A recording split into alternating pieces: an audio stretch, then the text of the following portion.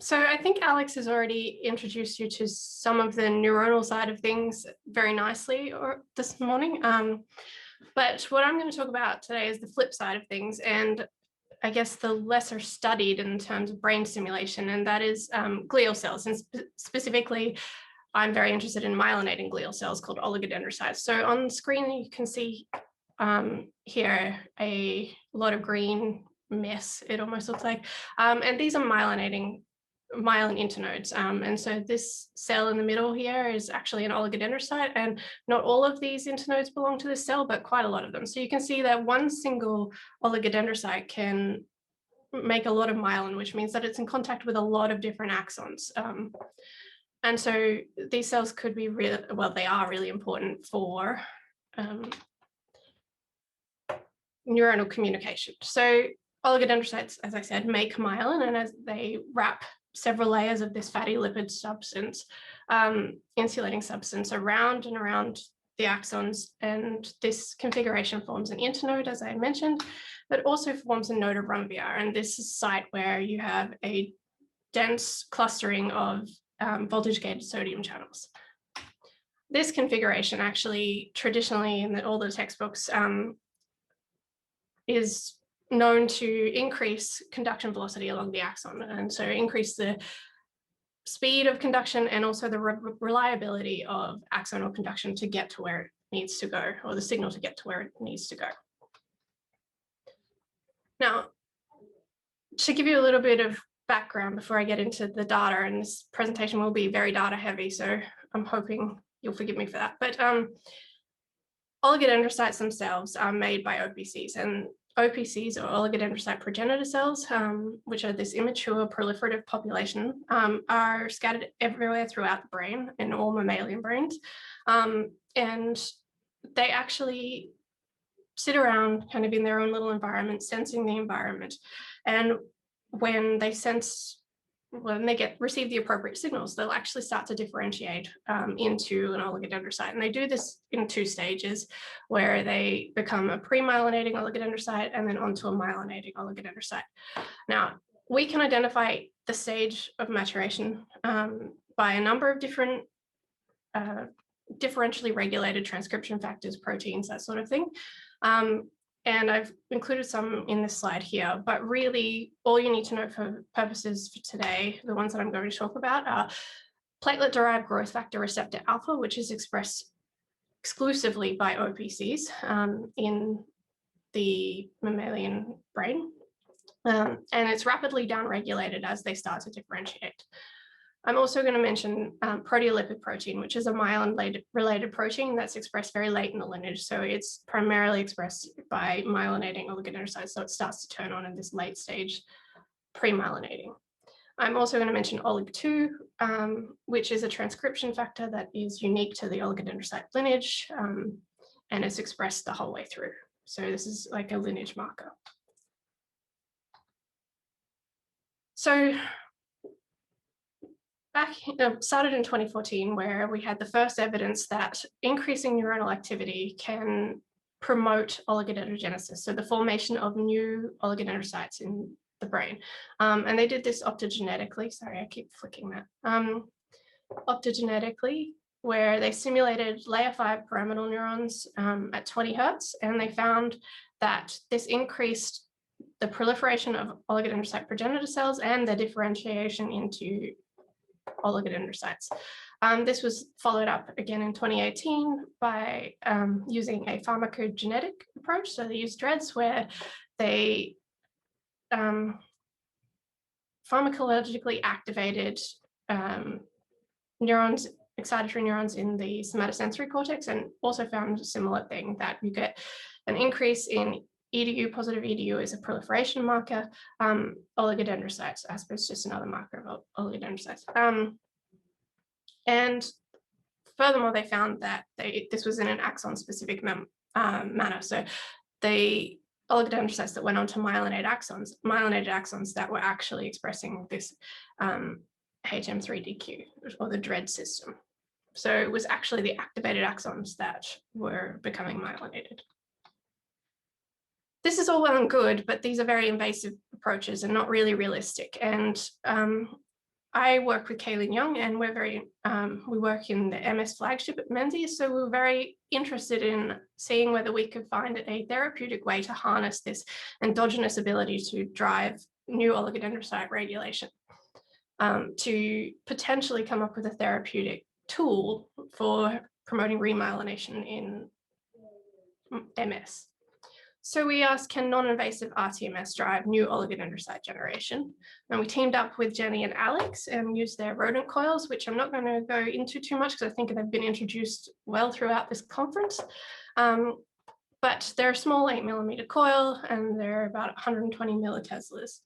And so we worked with Jenny and Alex to simulate the motor cortex of mouse brains, but we first needed a way to monitor whether we were actually getting new oligodendrocyte generation. So I didn't realize that there's a lot of clinicians in the audience, so I'm just going to talk through this very briefly, but we used a transgenic animal approach, so Cree-Lux transgenic, and we expressed a Cree-ERT2. So this is a Cree driven attached to the estrogen receptor type 2, which can be activated by administration of tamoxifen. So when you give tamoxifen to these animals, it's driven by the PDGF receptor alpha promoter, so it's expressed in OPCs.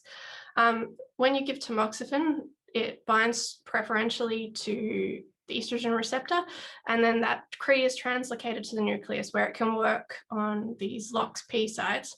And we cross these mice with a rosatonic 6YP reporter where they express a stop codon flanked by LOX-P upstream of a YFP encoding region. So when we give when we give tamoxifen, Cree is translocated into the nucleus, it cleaves the stop codon out, and we get expression of YFP. And just to show you what this looks like over on the right here, we've got some labeled OPCs with PDGF receptor alpha in red. When we give tamoxifen, we label a subset of those OPCs with YFP. And then as they differentiate, they actually downregulate their expression of PDGF receptor alpha, but they retain their expression of YFP. So we're able to monitor the cells that were transgenically labeled at the start of stimulation and look at their lineage progression over time.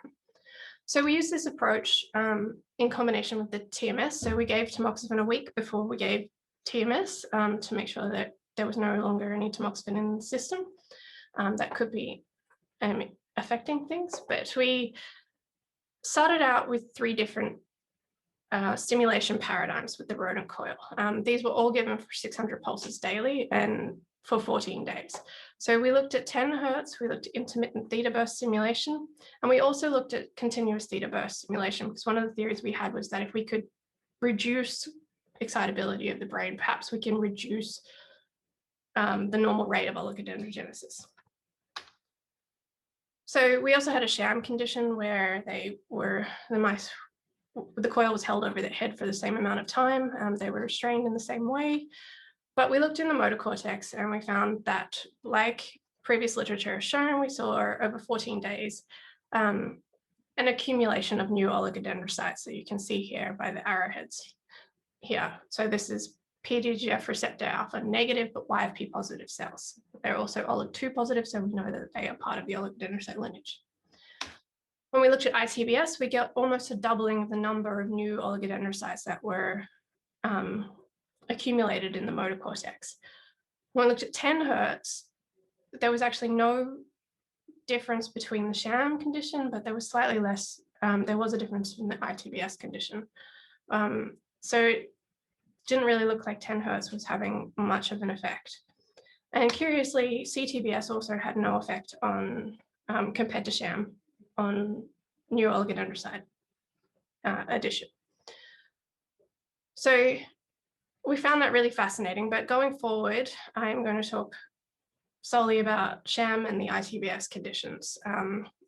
We stopped looking at 10 hertz or CTBS after this.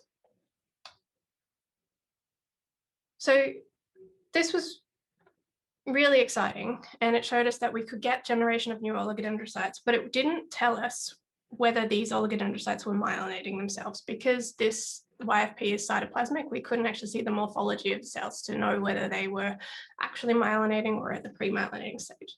So we repeated this again, but with a different transgenic approach, same PDGF receptor alpha CRE, but this time we crossed it with a membrane-targeted GFP reporter. And this allowed us to see the entire morphology of the cell. So you can see here that I've just got an OPC where you can see PDGF receptor alpha in red, it's OLIG2 positive, so it is an OPC, and the membrane-targeted GFP allows us to see all the beautiful processes. We could also look at pre-myelinating cells. So they downregulated PDGF receptor alpha, but they hadn't formed these beautiful myelinating internodes that you'll see in a minute. What we found with the ITBS simulation is that after 14 days of ITBS, we got a doubling of this, the accumulation or the proportion of pre-myelinating cells in the cortex. But when we looked at the myelinating cells themselves, so these are the ultimate differentiated cells, the ones that have formed these beautiful myelin internodes that you can see here, these green bars, there was absolutely no change after 14 days. So this suggested we were kind of getting these cells to this pre-myelinating mid stage, but we weren't progressing them onto the myelinating, or we weren't getting myelin addition. But if we extended our simulation for another 2 weeks, we actually still had this increase in pre-myelinating cells, but we actually could drive accumulation of the myelinating cells in the ITBS condition. So we managed to double it. So this suggested that with enough stimulation, we could actually increase addition of myelinating oligodendrocytes to the motor cortex. I'm not showing the data here, but we looked in the corpus callosum as well, and we saw no accumulation of new oligodendrocytes or no change in accumulation of new oligodendrocytes in the corpus callosum. So this was really exciting in terms of our potentially targeting or using rTMS as a therapeutic target for MS. And so I'm just going to talk a little bit about some early work where we use a toxin-induced demyelination model, which is lysolecithin, and you inject this and it kind of causes phagocytosis of sick and dying oligodendrocytes. It's toxic to oligodendrocytes, and you get this demyelination, which is this pale region here. Luxofast blue, the dark blue is the myelin. This is preliminary data, but essentially what we've found so far is that after 5 days of ITBS, so we gave the lesion, waited 5 days, and then gave 5 days of ITBS. There was no change in lesion size, but by 10 days of ITBS, we were getting a significant reduction in lesion size. So lesions were about 60% of that of the sham condition. And that work is ongoing, but we also are looking at other demyelination models because unfortunately there's no good animal model of MS. So we want to make sure that this is consistent across models. And I'm not continuing this work. It's actually been handed off to a PhD student in Carlie's lab.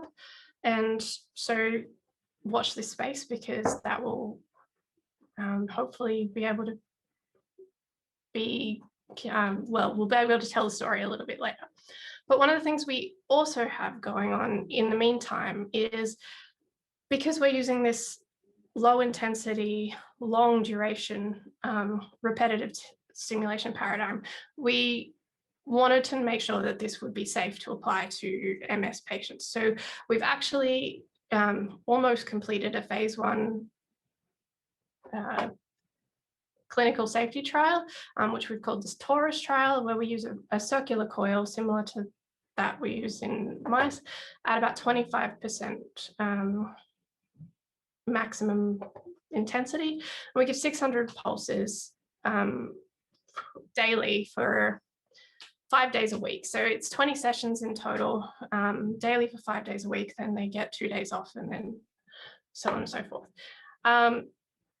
As this is still ongoing, I don't have any actual preliminary outcomes, but so far qualitatively, we've had no reports of any adverse incidences. And we've got positive feedback from those that have participated in the trial. And so this is actually being headed up by MS neurologist Professor Bruce Taylor in collaboration with Carlie Young, who was my postdoc supervisor. So if you're interested in collaborating, if you've got a MagStim set up, please reach out to me or Kayleen, because if we get a positive outcome from this phase 1 trial, we're actually trying to get a multi-site phase 2/3 trial going. So yeah, it's taking me longer. I'm going to talk very quickly for this last bit because it's very exciting. But what I continued with was, can mature oligodendrocytes respond to rTMS? And so using the same approach, but this time with a PLP-CRE, so we labeled mature oligodendrocytes that existed prior to TMS, and we labeled them with GFP. We used ITBS stimulation paradigm. And we had a look at myelin morphology, measuring internodes from the paranode to the paranode, or node of rhombia to node of rhombia, and we saw absolutely no change in the existing oligodendrocyte internode. But what we did find was that the node of rhombia, which is these sites of excitable domains where sodium channels cluster, we saw a significant shift towards shorter nodes. And this was 0.051, I think it was, as a per animal average. But what was really interesting is that in the corpus callosum, where we saw no effect in oligodendrocyte addition, we actually saw this significant reduction in node length, or the size of the nodes of rhombia in the corpus callosum.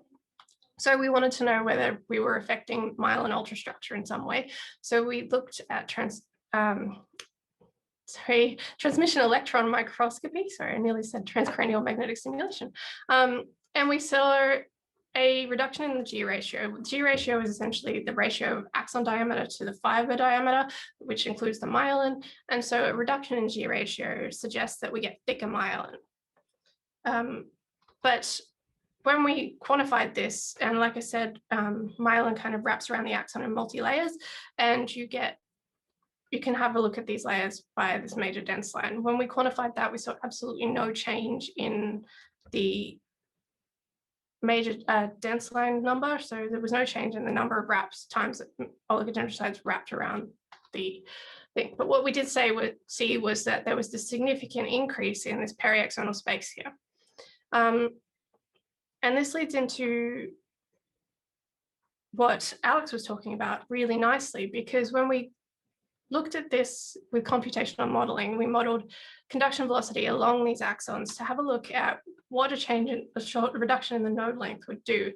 And theoretically, we'd get a 2.3% decrease in conduction velocity along those axons. If we alter the myelin, so we change the periaxonal space, we get a much bigger decrease in conduction velocity. But those two things together actually would theoretically result in an 11% reduction in conduction velocity. So I wanted to actually make sure that, well, have a look physiologically whether this was actually happening, not just theoretically. So super briefly, I promise, I stimulated one side of the corpus callosum, recorded the arrival of action potentials at the other end, and you get a peak that looks like this. So you get myelinated axons and an unmyelinated axon, a slower unmyelinated axon peak. And what we found was that ITBS, 14 days of ITBS, led to an 18% reduction in conduction velocity in myelinated axons, didn't change the unmyelinated axon conduction velocity. But what was really interesting is that we also got this significant increase in the amplitude of the response and a reduction in the half width, which suggests that the action potentials were actually arriving at the recording electrode at the same, or more closely together, more synchronized. And so this leads into what Alex was saying about the timing of signals and arriving at the same place. But to summarize, essentially, a low intensity rTMS can drive oligodendrocyte addition to the motor cortex, and we actually saw the same thing in the visual cortex. And it can induce this ultrastructural plasticity in myelinated axons, which is likely driven by mature oligodendrocytes, and modulates conduction velocity along the callosal fibers. And like I said, could this adaptive myelination contribute to rTMS-induced neuronal or synaptic plasticity? Sorry that went a little bit over time. I got a little bit excited rehashing my data. But yes, I'd like to thank all of the collaborators, including my postdoc supervisor, Carlie, and obviously Jenny and Alex, who had a big say in a lot of this work. But yes, that's it. Thank you so much, Carlie. That was really fascinating. You know, it's lovely to see your work going all the way through to clinical trials. I think that's really inspirational. Yes. And I think a lot of people in the audience might be quite startled by some of the parameters that you're using, but it's great to have an evidence base for those parameters moving forward. So really, congratulations. Thank you. I have a quick question. We'll be super quick on this one. From Nigel Rogash again. Great talk, Carlie. Do you think the changes in oligos are driven directly by the stimulation, or do you think they're secondary to increases in neuronal activity? That was actually one of my backup questions. Yes, no, this is a really interesting question. It is something that we would like to understand, and it's something we're pursuing. My gut feeling is that I think it's secondary to neuronal excitability, because there is a lot of evidence that if you drive neuronal excitability, you can drive similar changes, but we don't have any hard evidence for that yet, but it is something we're looking into.